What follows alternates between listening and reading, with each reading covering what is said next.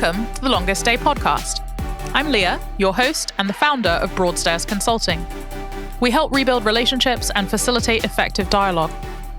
We are convinced that people matter and that conversations count, so we started The Longest Day, a series of conversations where we learn from the resilience, determination, and candor of our guests.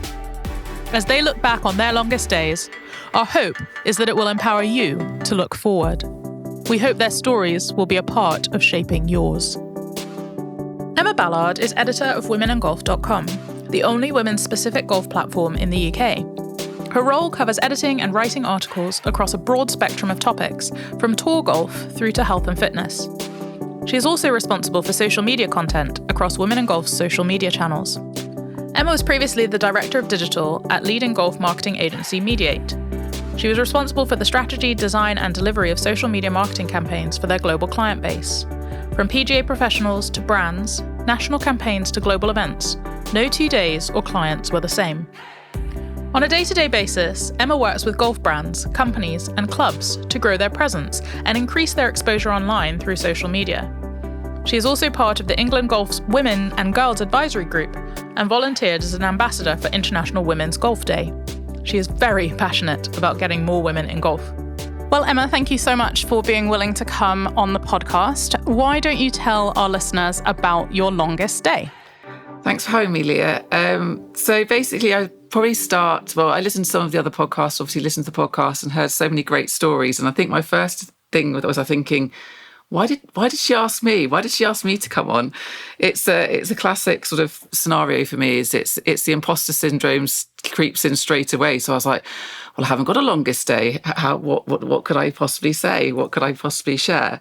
And as I looked a little bit deeper, I started to think, wait a minute, this is the classic you, Emma. This is you going on about like not being worthy enough to be on a podcast, not being interesting enough to be worthy of being listened to and all this side of things. And it made me think, apart from obviously the normal personal things, like for me, I've had 2 children. So one of the longest days for me was certainly having my first daughter. But looking into it from a professional perspective, it made me think, come on, there is one thing that you can really talk about. So I think it might be good to give you a bit of background. I've worked within the golf industry now my entire career, so that's 18 years.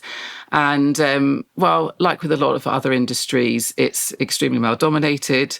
I spent a lot of my time working in golf marketing, and I now work as an editor of Women in Golf, which is a golf website. And basically, to give you a little bit of background, in 2018, the governing body of golf, the R&A, launched a Women in Golf Charter.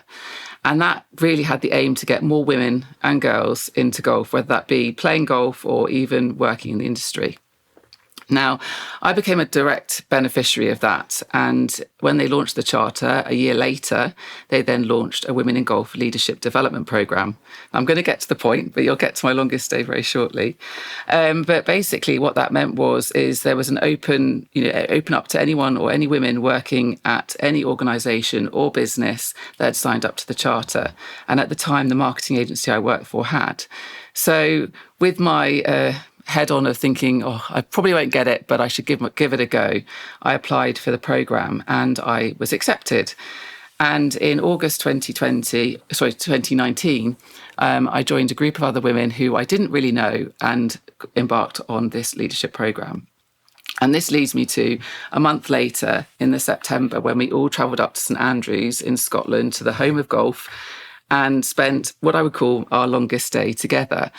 It was actually 2 days, but we spent 2 days basically not quite hauled up in a room, but it felt like that a lot of the time, in a circle, going through all sorts of different activities and all part of the programme to look at us as leaders within the industry, to be very vulnerable.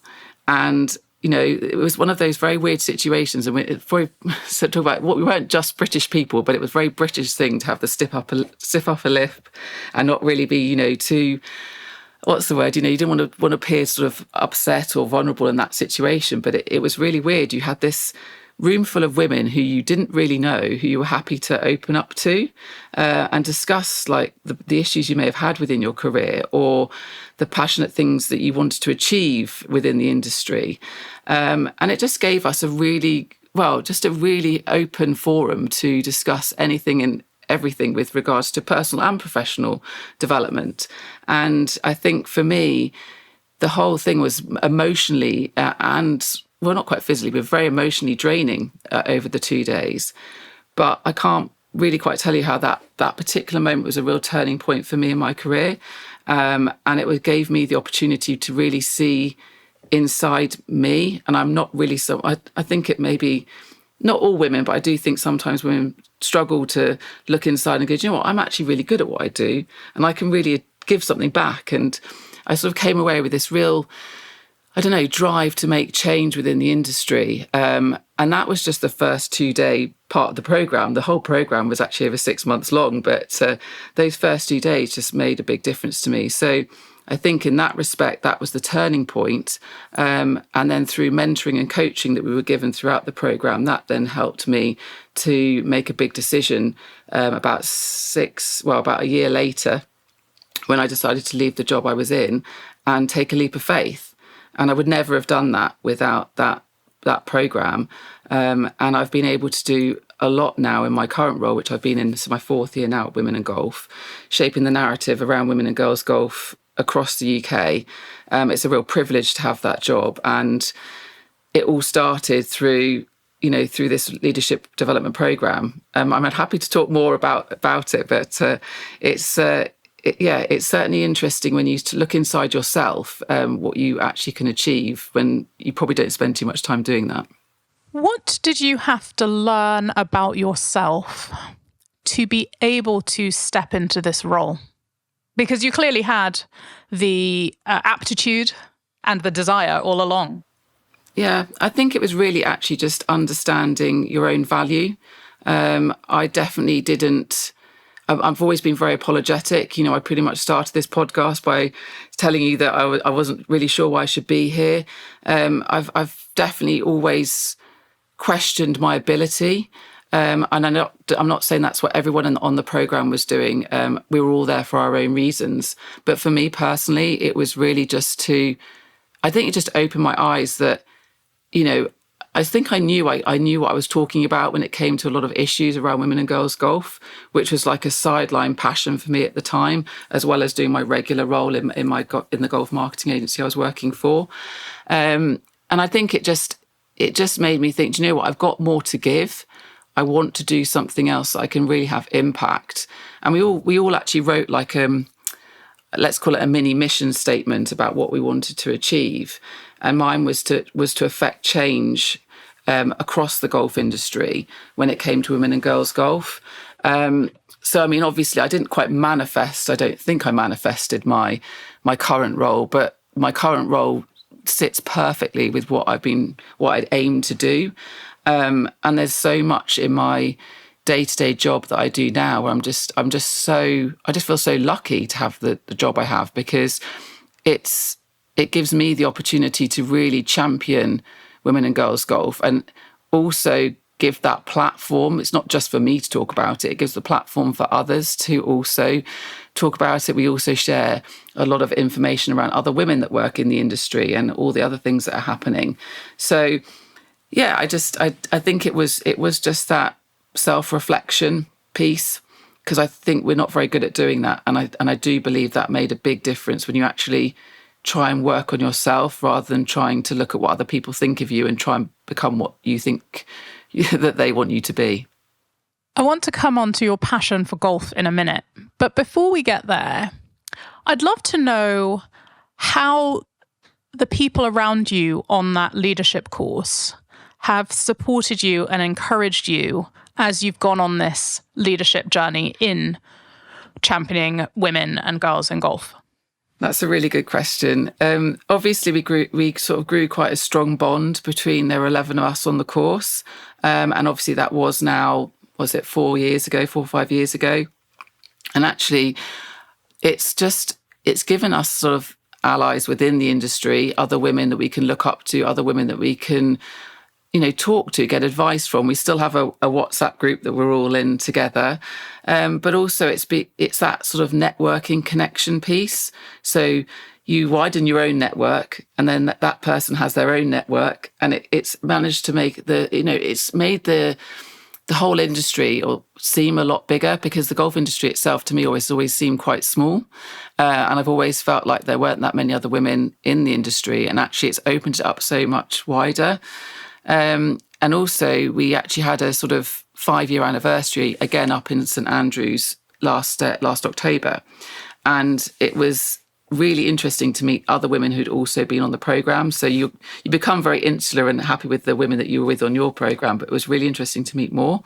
I was also given the opportunity, because of being on the programme, to also do some coaching for the fact they've now got a foundation programme of younger women in the industry. So that's been great to be able to contribute to that.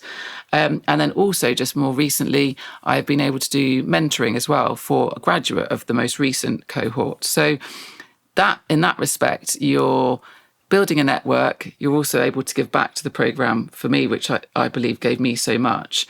And then you've provided this sort of quite a big support network of other women in the industry who you can go to if needed. In fact, one of us, we've got about 3 or 4 of us, have also got a sort of slight side hustle where every Friday since we saw each other in October, we all message each other on a Friday evening to say our wins of the week. Now, that doesn't have to necessarily be professional. Mine are normally professional, but we do professional wins of the week, up to about 3, because a lot of the time, again, it's very easy to focus on negatives or the part of the to-do list you didn't achieve this week, or, the fact you didn't manage to get something achieved. So we definitely always focus on the positives of the week. So take away at least 2 or 3 positives. And it's amazing how when you start discussing positives and celebrating other people's victories, that it actually makes you feel really good and feel, it's a great way to end the week anyway. That's what I really enjoy. I really look forward to seeing what everyone else has achieved at the end of the week. I think that's amazing. I feel like all female founders need that. And I feel like anybody who's responsible for working with NGBs or local clubs or national clubs, I feel like all of the women should pair together and do something like that. That's fantastic. It's really good. Well-being. You know the facts. Things are worse than ever. Burnout, trauma, absence, attrition. Leaders are tired of the empty gesturing about mental health. Leaders are resigned to ticking boxes, obliged to throw money away on medically flimsy, temporary solutions that have failed workforces. Adagio VR is the culmination of decades of work by a fellow of the Royal College of Psychiatrists. Partners of the NHS and Oxford University, this is the world's first ever virtual reality programme using clinical therapeutics accessible anywhere. Take meaningful action. Remove the need to cope. Adagio VR. When did you first pick up golf clubs? And why did you keep practicing? So for me, golf has always been part of family life. So I think you find a lot of people that play golf from a young age, and I was about 10. It's because someone else in their family plays. So my dad is very passionate, has always played golf. So that's where it all started. And then from there onwards, it was a bit more difficult to maybe play the sport as much. So it's always been a bit of an issue around the number of girls playing golf. So I was the only girl in my golf group. As I got to teenage years, it was a bit, it's not very cool to play golf. So I didn't sort of want to play as much. And it became very much more of a sort of once in a while type of sport, and where I played lots of other school sports. And then I guess what happened for me was that I wanted to work in the sports industry, did a sports degree, and ended up doing a placement year at a golf management agency, and sort of the rest is history. So I was able to combine something that I was quite passionate about, but didn't necessarily play to the highest standard or necessarily play as often as I would like. But it was a great opportunity to combine a few passions and then sort of have I don't know, I've been lucky. I've had a career that I've really enjoyed. So yeah, so much ability to meet lots of people, and the best place to do it is definitely on the golf course. I first picked up clubs when I was 12, and I decided for many reasons that it wasn't a sport that I was any good at. But I do really think that business decisions are still done on the golf course. What is the impact to women's futures of being left out of those conversations? You're definitely right. There is something to be said about, picking up golf clubs and at a business level. It's something that we're very passionate about here at Women in Golf, is to try and encourage more women, not just within the golf industry. There's quite a number of women who work in the golf industry who don't play, but women in business to take up the sport, because there are just so many networking opportunities to be had in that space. In fact, I was talking to someone literally just today who said that in their legal role, the ability to start a conversation with some older man that she's had to meet that she's not quite sure what to say to, if she says, "Oh, did you play golf this weekend?" or "I played this weekend," it's a conversation starter, let alone the fact she hasn't even had to get any golf clubs out. They don't even need to know how well you play. I've also had conversations with other women that work in construction and all sorts of different industries where they found that having golf as a skill set is really important to give them the opportunity, because a lot of the time, a golf day will come along and all the guys go out the office and the women are left behind, which is just not right. But there have been other times where when actually you look a bit deeper into it, you find that, I think, and again, I'm sorry to be very stereotypical, but a lot of women want to be very good at golf before they want to go out and show their skills in front of maybe people they don't know, or that sort of environment. It can feel very intimidating. And I think the one thing I've tried to get across over the years is the fact that you really don't have to be a very good golfer. And in fact, a lot of the guys that will go to a golf day or a corporate event are actually not that good. What they're doing is they want to be out. They want to be, in outside, in the sunshine, hopefully, playing a few holes, maybe having a couple of beers, whatever it might be.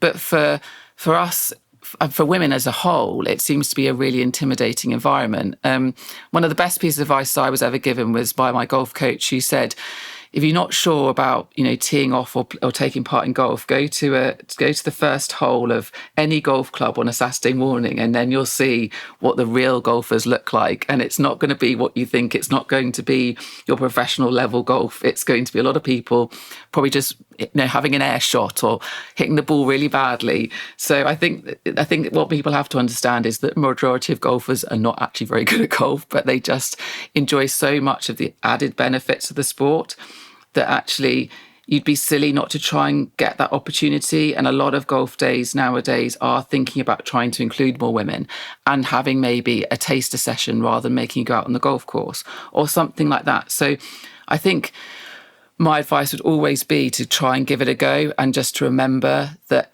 most other golfers are not fantastic. And I can vouch for that, because I'm a very mediocre golfer. I love my golf, but I'm never very good, and I hate the pressure of the first tee.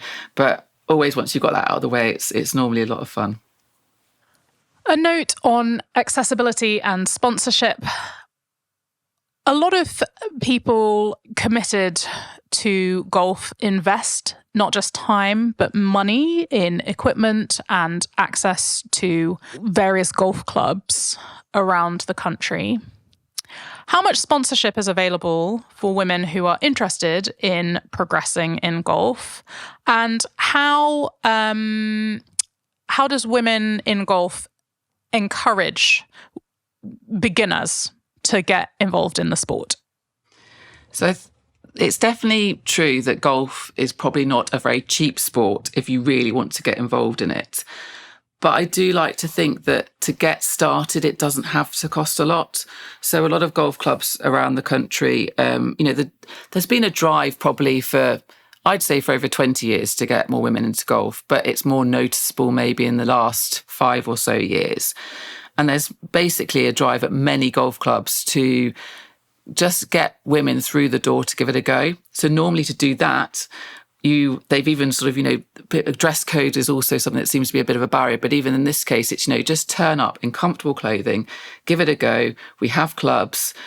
We just want you to give it a try. And that opportunity is there for nearly everybody. That's whether it's not necessarily just a private members club. There's a lot of public places, public courses where you can do that. But obviously, if you do get involved, then there's the lesson prices, then there's potentially the kit costs, and then there's the if you're going to do a membership, there's that side of things as well. So I believe that golf can be as expensive as you want it to be. So you don't have to go down the very expensive route of private membership and a brand new set of golf clubs. We have really good secondhand brands that you're able to buy from.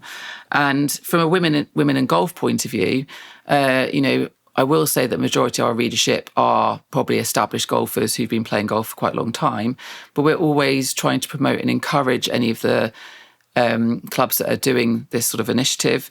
There's also every year now, for the last 6 years, has been Women's Golf Day, which is a global celebration of women's golf that happens at the beginning of June every year.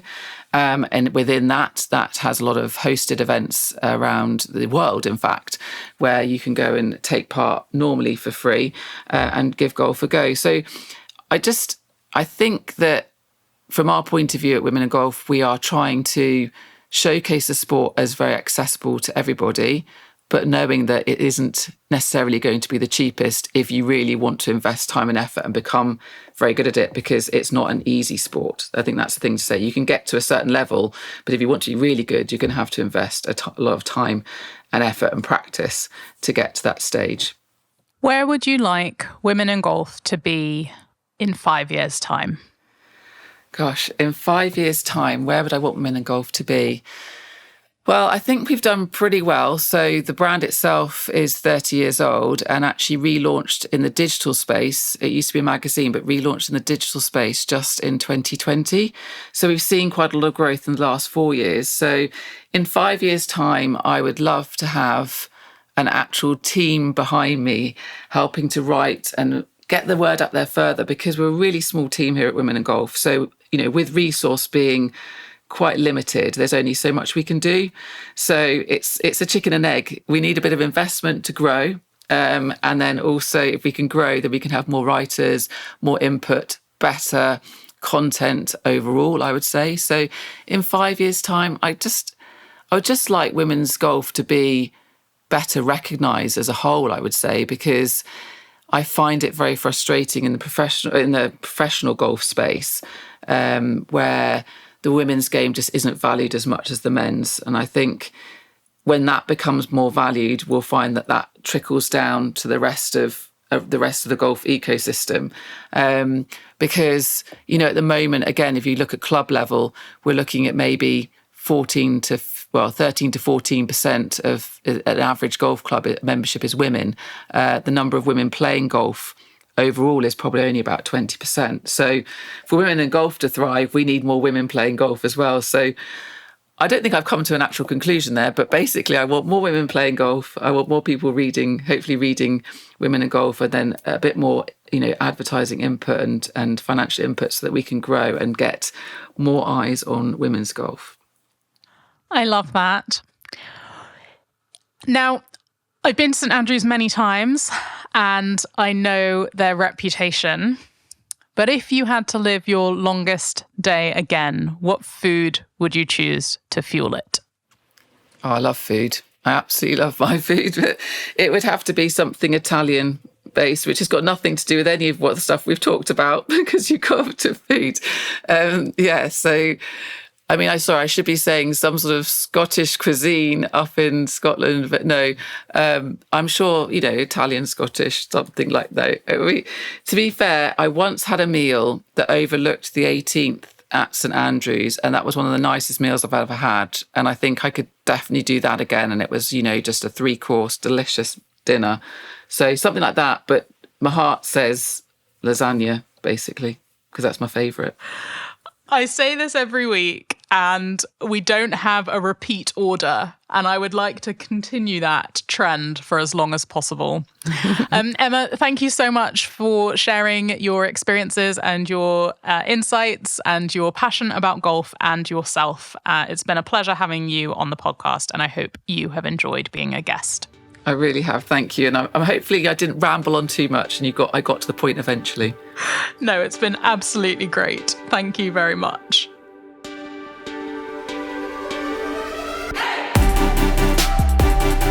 You've been listening to a Broadstairs Consulting Limited podcast. We hope you've enjoyed this episode. Tune in soon to hear the next instalment of The Longest Day. Copyright 2024, Production copyright, Broadstairs Consulting Limited. All rights reserved.